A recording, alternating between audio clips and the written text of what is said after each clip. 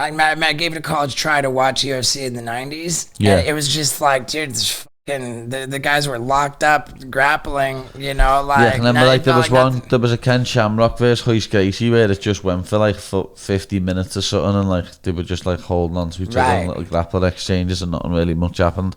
And I don't know. I think that it was either like it felt like either kind of impossibly boring grappling for me back then. Now I love grappling, but I couldn't really digest the grappling back then. And I think that like the explosive knockout striking. It kind of maybe was a little bit too disturbing for me. It's either going to be boring or it's going to be like too violent, like too disturbing for me. I mean, like on some level, I Some think of the shit you've done. I know, but like say when there's like a sporting event, and somebody breaks their leg or something. I don't want to fucking see that. I know what like, you mean. That is. I can handle seeing myself get injured, but dude, I don't want to see a grievous injury. I'm not interested in that. I hate it.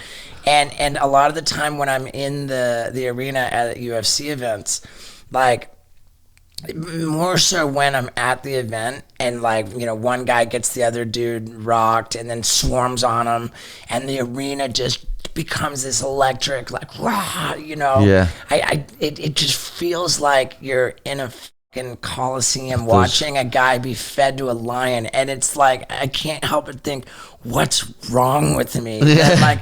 And I think what it is human That's nature. human. I was about to literally took the words out of your mouth. It's just human nature. It's human nature. I think that like we have this like overwhelming like it's just in our DNA, like this survival instinct, and so like we're so programmed, like survival is so important to us, so like it's just couldn't be more compelling to see this. Like, I always say this. Someone said to me a couple of years back, and they were like, if you had a football game, or say for you like a basketball game or a hockey game, and someone starts fighting in the crowd, what are you going to start watching? The fight or the footy? It's like, you're going to watch the fight, aren't you? It's like, you can't help it. It is just human nature, lad. We can't help. We like violence.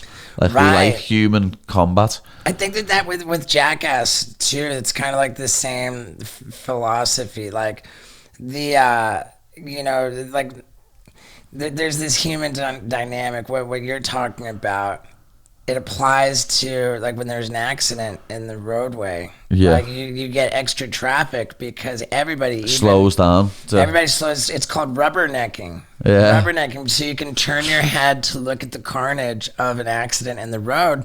And I think that like grandmas, elderly women, I think contribute to this traffic jam by like slowing down to ogle at carnage as much as anybody else. I think it defies demographics.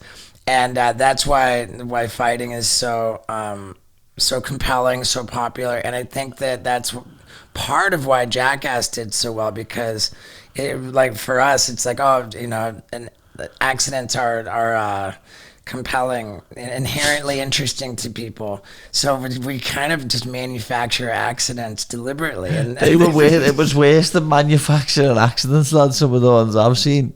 Yeah, I mean, it's. And I gotta say too that even like I don't have to say it at all, but I'm gonna say it, that for me to make the